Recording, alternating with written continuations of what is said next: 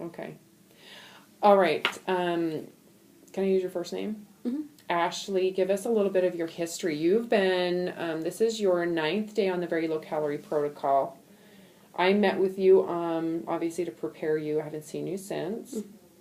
So tell me a little bit about your circumstance, well, at least at this point, let me get clear here. What are your triggers? Now that you're 9 days into the very low calorie protocol and you understand hunger, right? Because before you didn't even think about hunger or didn't even make the connection to why you should be. Okay, so now that you know what hunger feels like, you now have a foundation to a relative point to compare everything to, correct? I do. So what are your triggers? What makes you want to go to the kitchen when you're not hungry? My 2 main triggers are, absolutely first would be stress. I do deal with an incredibly dysfunctional, chaotic household, so when I get frustrated...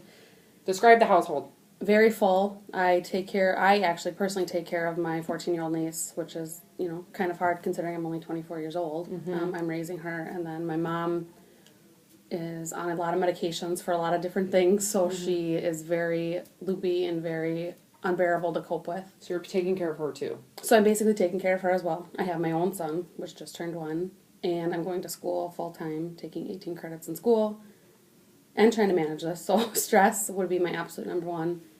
I get angry with everything at home, and I immediately find myself wanting to go into the kitchen, and that's when I stop and think and realize I am not hungry. I am only going in there because it's going to cover my anger and my frustrations. Do you feel punished by your circumstance? Or feel like a martyr to it? Like it's unfair or...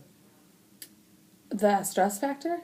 That it's unfair that I'm going through what I'm going through? Yeah, absolutely. I want to know what pulls you down. It's the vortex of like where you... Oh, absolutely. You know and I have 2 older siblings, and neither of them are doing anything that I do with my mom and my niece. I'm taking care of my sister's 14-year-old daughter. She does nothing to help. It's just as if it was my own child that I had, and taking care of my mom, my brother and sister do not step in, ever help. So it's incredibly frustrating. I want you to because this is not permanent. Mm-hmm. This is a period of time that you're being very tested. Mm-hmm. This is a huge trial. And at 24, if you make it through this and you've developed a really good relationship with your niece, which is hard to do, I understand that. I took care of my niece too. Mm-hmm. And man, was that an opportunity. It really enlightened me to what I should expect with my kids, right. or early on. Yeah. Because, cell phones, they were not around when we were kids. So mm-hmm. now we're dealing with how do you deal with cell phones and Facebook and all the right. crap. Like, how do you parent that? We have no example right. to base our parenting off. But either way, this is really a test of your emotional capacity. Have you ever thought, this is a form of competition? And who's the competition with? Your ego. Yeah. Who's winning? Right. Every time you go to the kitchen, who's winning? Who them. says, yeah? Yeah, them. I kind of sense anymore, that when you see it that way, doesn't it make you go, yes. What? Yeah. Very frustrating. You need to get that fire kind of flowing like, look, you can handle this. Mm-hmm. And when you come out of it, what is normal life going to feel like? Like you won the lottery? I have no idea. It's going to feel like you won the lottery. Well, it's just, you need to come out of this not a weaker person. And mm-hmm. if you constantly rely on food to get you out of it, you will develop a very rooted addiction and need for food to crutch you. Mm-hmm. So if you can do this without going to a crutch or a pacifier, what does that do to your ability to handle change, shift, stress, relationships, parenting? I mean, honestly, think about what this opportunity provides you as a soul to develop. Better coping skills. Oh my God. Better coping skills, which would mean coping to me is really about changing your view. Mm-hmm. How can you see this in a way that doesn't cause you to feel like a martyr? You know what a martyr is? Someone that feels like they're being punished right. and boo-hoo me. Right. That type of behavior. Mm-hmm. Okay. No, I'm not, but it's all relative. Everybody's relative. When do I become a martyr? I hope it's with the death of my child. Does that make sense? Like, that's would test me big time. Right. Okay. But anything other than that, whatever. Whatever, you can chop my legs off. I don't need my legs to be happy. Right. There's other ways, you know what I mean? Right. No, I hear you. You can take my job. You can take, I don't care, I'll shave my head for you. Do you want my hair? Right. Yeah. So it's truly a matter of, are you skilled at changing your view of the same exact circumstance so you don't feel punished? That is the challenge right now. I guess I haven't had that challenge brought onto me, so it's... Well, it's been too emotional, so you can't see it that way, because once you're in it, you're emotionalizing it, and then it makes it worse than it really is. And I think if you were to hear your story outside of yourself, and then to say the challenge this person is sensing and being told to do is find a new perspective, even though there's always a worse perspective. Right. It's always relative. Does that make sense? So can you find the relative point of view that makes you feel okay with what you're going through? That you don't need, because the moments you feel like you can't handle it, that's when your view didn't change and it sucked you into a vortex. Right. So are you saying... The challenge is, can you sit there, process your stress prior to saying I can't handle it? Correct. Right. So that you don't feel like you need to suck your thumb with food. Right. It's definitely something I need to work on, but I feel like it is going to get much easier, especially with this. Because you're forced. Kind of being my base, yeah, and it is more being forced, but it feels good. It's not like a forced where, like you're saying, I feel punished by it. I feel, I guess, like I feel like there's a purpose, a determination to do it versus just... Yeah. Well, the funny thing is I want you to imagine this protocol as a diet, right? And we're weighing you every day, and we're saying, well, how much weight have you lost? How much weight have you lost? Then how would that feel? Those moments you want to go in the kitchen.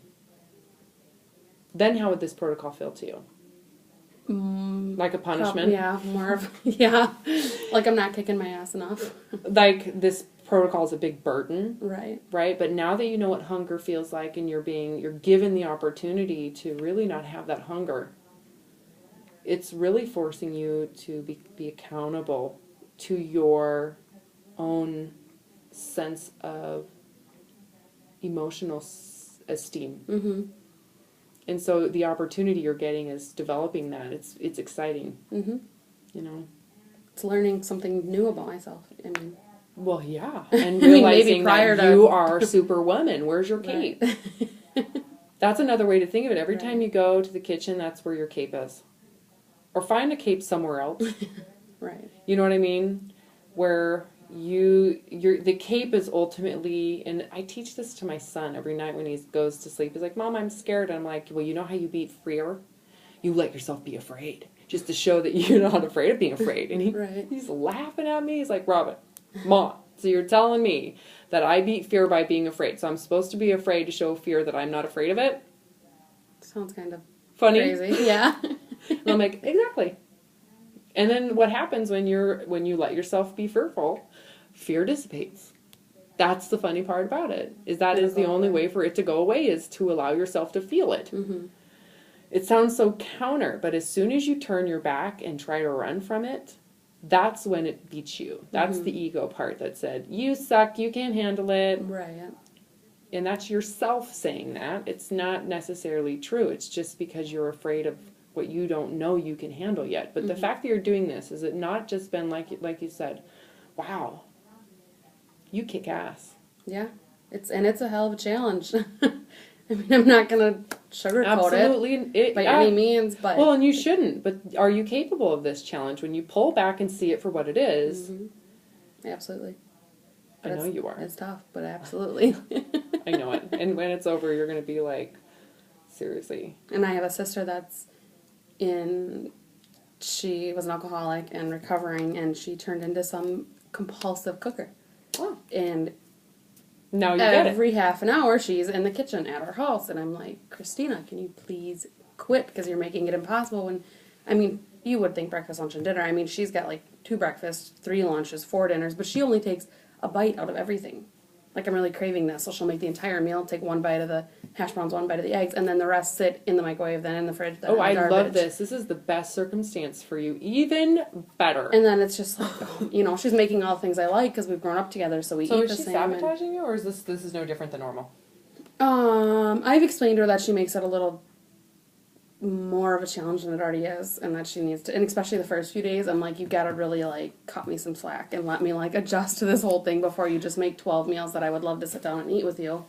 But I'm not eating them because I'm hungry, I'm eating them because, why the hell not? I love it, it tastes good, but... So she kind of cut back a little bit, but it's still a challenge, because I can't expect the whole household to change their ways, because I want to better myself. I have to let Nor them... can you expect our culture to change either, so you should... And that will never change. Right. Correct. So you need to be like, bring it on. Right. This is why I say it's really about competition here. It's a competition of your emotional capacity. Mm-hmm. You know, to be able to see what's happening, know what your vulnerabilities are, have an idea, develop a sense of capacity to just be there involved in it, rather than just turn your back to it and say, whatever, I can't do it. You know, have her cook. Have her come over and cook something fabulous. Mm-hmm. And just be like, whatever. You have no control over me. Right. I had to do that for my son's birthday. We had a huge birthday party for his first Friday. birthday? I started. Did you save some Sunday of the cake to put in the freezer? It is in the freezer, and it's the part with his face. We had his picture put on it, so I froze like the picture part.